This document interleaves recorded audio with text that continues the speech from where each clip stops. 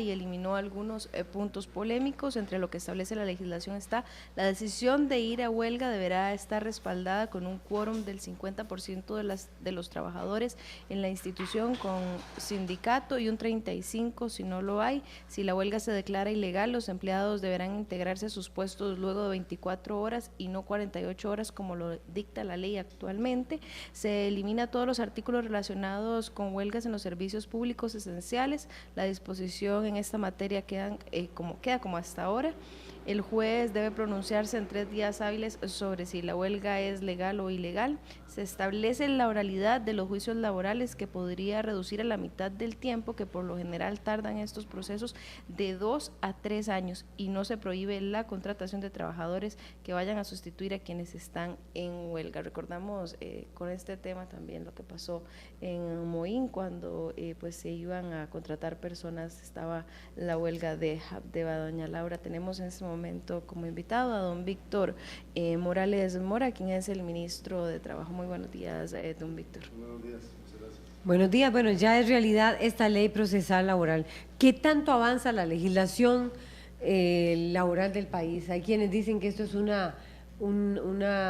algo así como un nuevo código de trabajo. ¿Usted lo ve así, Víctor Morales? Buenos días. Muy buenos días, muchas gracias por la invitación. Desde luego que esta reforma realmente representa el avance más significativo que el Código de Trabajo y que la legislación laboral nuestra, que viene del año 43, ha tenido. Nuestro Código, el 43, ha sido objeto de reformas muy importantes. La legislación laboral costarricense a lo largo de estos años ha sido enriquecida con la ley del aguinaldo, con la ley de riesgos del trabajo, con la ley de protección al trabajador, para mencionar solo algunos casos emblemáticos.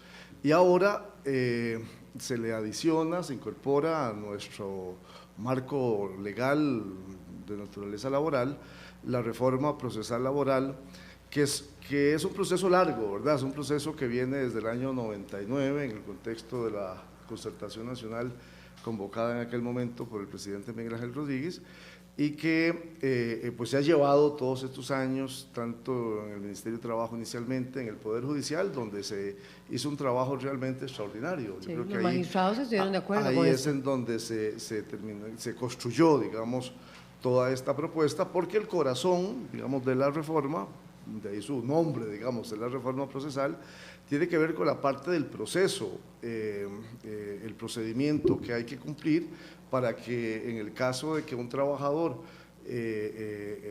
tenga que llevar su situación, su problema ante una violación de un derecho laboral a los tribunales, entonces podamos tener juicios laborales más cortos. Antes duraban de 2 a 3 años, ¿ahora cuánto podrían estar durando? Pero 2 o 3 años, pero incluso mucho más, ¿verdad? 5 o 6 años. Yo en estos días precisamente contaba el caso a propósito de la campaña de aguinaldos que hicimos, que ahora a finales de diciembre un tribunal de trabajo resuelve, dicta sentencia en relación con una denuncia que un trabajador puso por el incumplimiento del pago del aguinaldo del 2012, ¿verdad? El juicio empezó a mediados del 2013 y se resuelve en diciembre del 2015. 4 es años decir, después. Realmente son procesos largos en donde el trabajador muchas veces al final de cuentas se siente desanimado y ante eventuales violaciones de derechos laborales terminan esos juicios largos y complicados y sin asesoría legal apropiada, pues terminando haciendo que el trabajador termine no metiendo el juicio y desistiendo. Recuerdo que Mauricio, el abogado, el asesor legal de la ANEP, Mauricio Castro, decía, bueno, y que impulsó mucho esta propuesta, decía que hay mujeres embarazadas que denunciaban sus despidos cuando estaban embarazadas y si el caso se iba resolviendo cuando el chiquito tenía 5 años. Claro, claro. Entonces ahí, digamos, quiero destacar ese elemento a propósito de la trascendencia y de la importancia que tiene, porque es un proyecto muy amplio, pero desde nuestro punto de vista, el lograr que los juicios laborales, donde un trabajador o una trabajadora procura que se le satisfagan sus reclamos ante la violación de un derecho laboral se reduzcan considerablemente, ¿verdad? De manera que... ¿Cuánto cree usted? ¿Un 50%? Yo diría que sí, que la dinámica puede llevarnos a que esto se resuelva alrededor, digamos, de un año, ¿verdad? Puede ser que se extienda un poco más en otros casos. Pero la Corte ha venido haciendo, ya de por sí hay un esfuerzo de la Corte para reducir la mora, para ser más ágiles, pero ahora tienen instrumentos jurídicos porque se reducen instancias, se promueve muchísimo la conciliación, se incorpora la oralidad, o sea que es básicamente que en vez de que se hagan gestiones por escrito, las gestiones se hacen en forma verbal. Entonces ya lograr que los juicios se reduzcan, que sean más fáciles, pero además la ley incorpora la idea de la defensa pública en materia laboral, ¿verdad? Así como hoy tenemos una defensa pública en materia penal, va a haber una defensa pública, va a haber abogados, ¿verdad? Es una asistencia social, ¿verdad? Abogados, abogadas que van a defender a los trabajadores cuando sus ingresos andan por debajo de los 800.000 colones, más o menos. Tiene que ver con el salario mínimo de un asistente judicial. Entonces, a partir de esa suma, donde estarán muchísimos de los trabajadores costarricenses desde luego, entonces no solo tener un juicio más expedito, más rápido, sino que además el trabajador y la trabajadora lo puedan enfrentar ese juicio acompañado y asesorado adecuadamente. O sea, que serían gratuitos, eso, claro, son abogados. Un trabajador que es despedido de manera injusta puede acudir a esos abogados y no tiene que pagar. Exactamente, va a la defensa pública y pide un abogado del programa de asistencia social, de manera que va a estar acompañado. Uno se encuentra todos los días personas que llegan al ministerio y dicen, bueno, sí, si ya aquí no pudimos resolverlo por la vía de la conciliación y de la intervención del ministerio, hay que llevarlo a los tribunales y ¿quién me asesora? ¿Quién me apoya? Hoy tendría él que pagarse su abogado. Y eso es una de las grandes limitantes, claro, el dinero también para pagar un abogado. ¿Cuánto le cuesta? El tener los recursos para defenderse, que desde luego normalmente no existen. Entonces quiero destacar estos aspectos, ¿verdad? Estos aspectos en el sentido de que uno puede tener las mejores leyes del mundo, pero si luego cuando tiene que defenderse, tiene que ir a un tribunal porque esa ley ha sido violada, no tiene los instrumentos, los juicios son engorrosos, son largos, no tiene los recursos para asesorarse adecuadamente de un abogado, entonces es como no tener el derecho, ¿verdad? Se convierten prácticamente en nulos. Entonces aquí esta reforma procesal realmente tiene el espíritu de promover el cumplimiento, ¿verdad? Nosotros tenemos que promover una cultura de cumplimiento de las leyes. Tenemos muchas leyes, muy buenas leyes, pero las leyes tienen que cumplirse. De manera particular, las leyes laborales, las leyes sociales tienen que cumplirse. Nosotros desde el Ministerio insistimos muchísimo en eso. De lo que se trata no solo es de fortalecer las sanciones, sino también promover la cultura de cumplimiento de la legislación. Nada más quisiera uno, pues que un país donde todos cumplamos con las leyes como debe ser. Y en este tema laboral, ese es el espíritu que tiene. Entonces, ese aspecto es muy importante. Otro aspecto que también nosotros resaltamos es que hay una voluntad del legislador, una voluntad en la ley, de promover también las soluciones dialogadas, de promover el diálogo, el arbitraje, la mediación, de manera que se fortalece, digamos, esas competencias del Ministerio de Trabajo. De hecho, ¿cómo se van a fortalecer esas competencias? Se fortalece, ¿hay más personal o en el sentido de cambiar? De que por una parte se plantea muy claramente en la ley el interés de que antes que una sentencia haya un acuerdo conciliatorio, haya un acuerdo producto de un arbitraje, y así lo establece claramente la legislación. Eso, en la parte operativa y práctica del Ministerio, significa que tenemos que fortalecer las funciones a través de la contratación de más personal, de la capacitación, de que en nuestras 32 oficinas que tenemos hoy en todo el país, muchas de ellas muy pequeñitas, con un inspector de trabajo,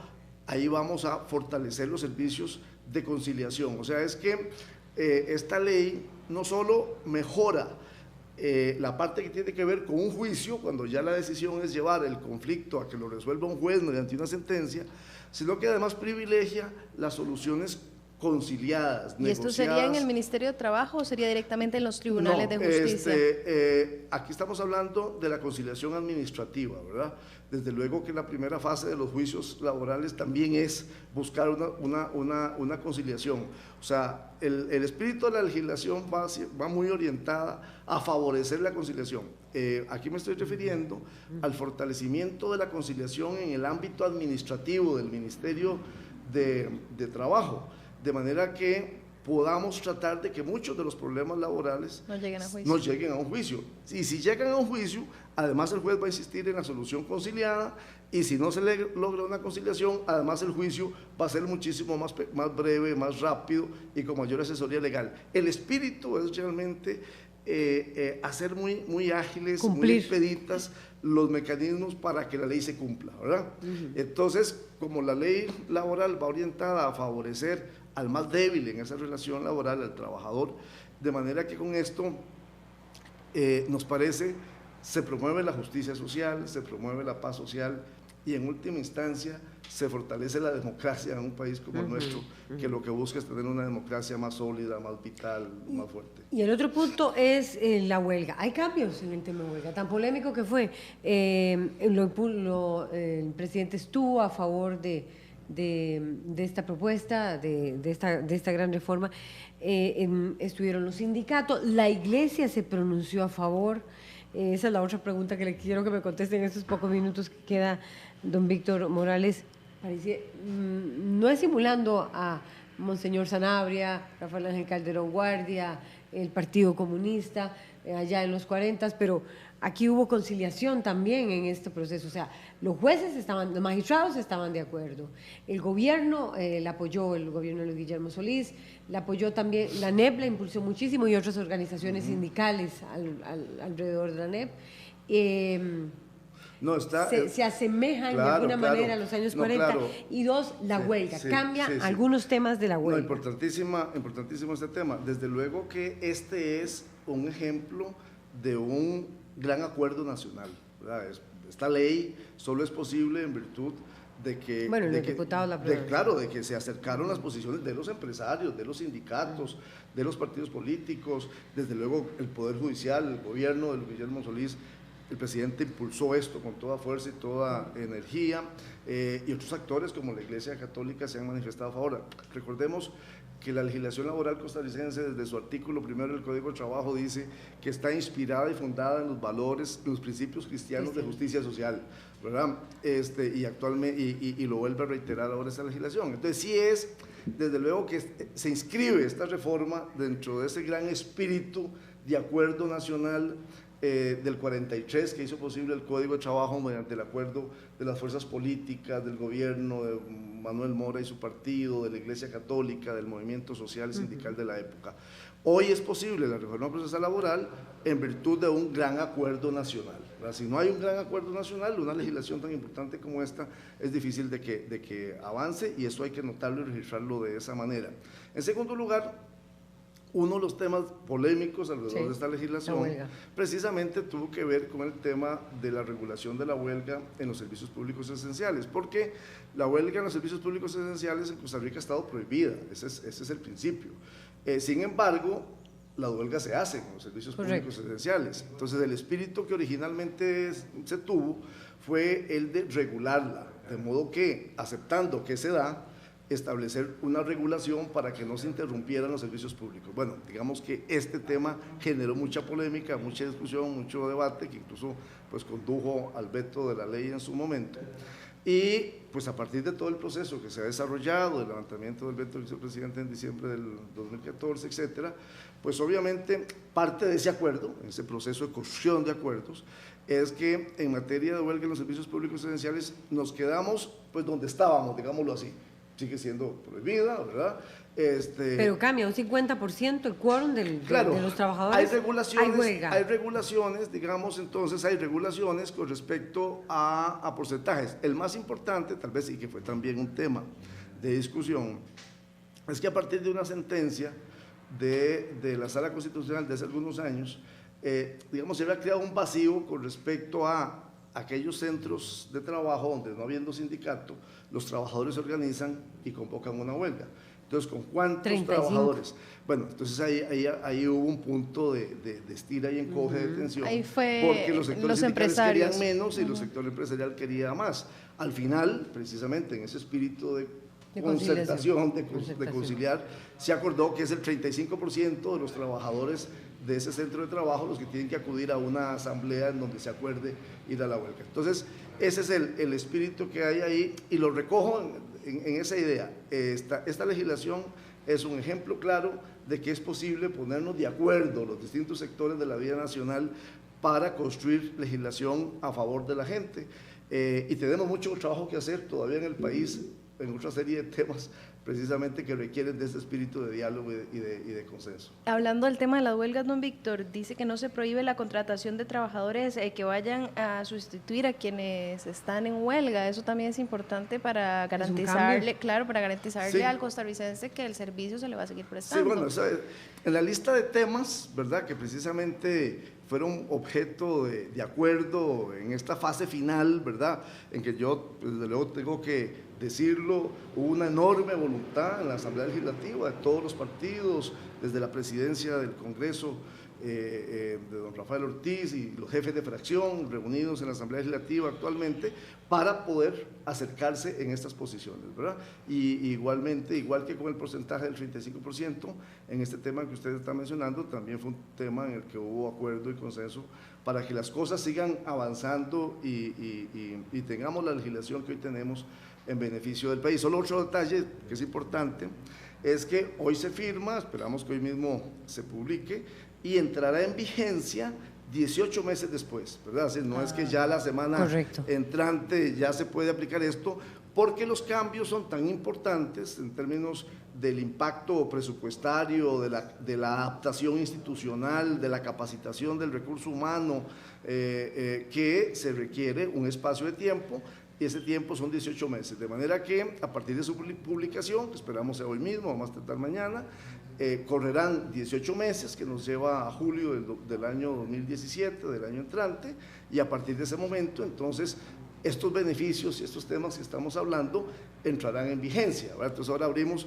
un periodo de 18 meses para prepararnos, para adaptarnos, para organizarnos con presupuestos, con contrataciones, etcétera, etcétera, en los casos en que sea necesario, como el Poder Judicial, por ejemplo, y en capacitación para los abogados litigantes tendrán que revisar y las universidades adecuar sus programas de estudio, etcétera. Todo el cambio de la legislatura. Don Víctor, tenemos en este momento información de redes sociales, tenemos preguntas en redes sociales, comentarios, así es.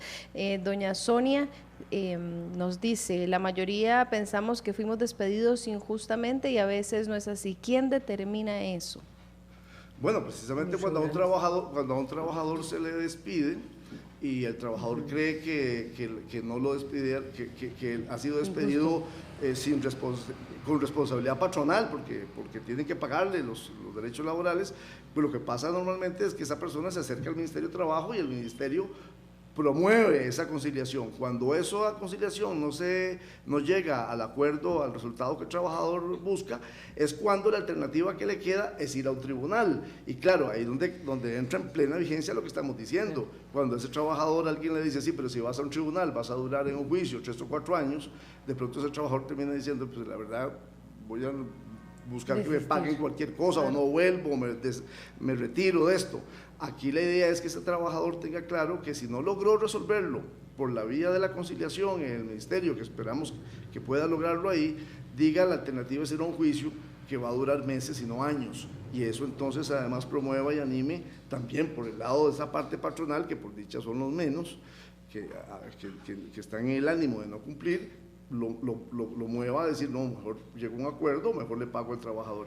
Entonces, en ese sentido es igual, cuando un trabajador tiene la duda con respecto a si fue despedido con responsabilidad o sin responsabilidad, lo que corresponde es ir al ministerio y, en defecto del ministerio, acudir a los tribunales. Muchísimas gracias, don Víctor Morales Mora, por habernos acompañado. Ahora quedará en el trabajador, ¿verdad?, buscar parte de la información. Vamos a ir a un corte comercial y ya regresamos con más información aquí en RTN Revista.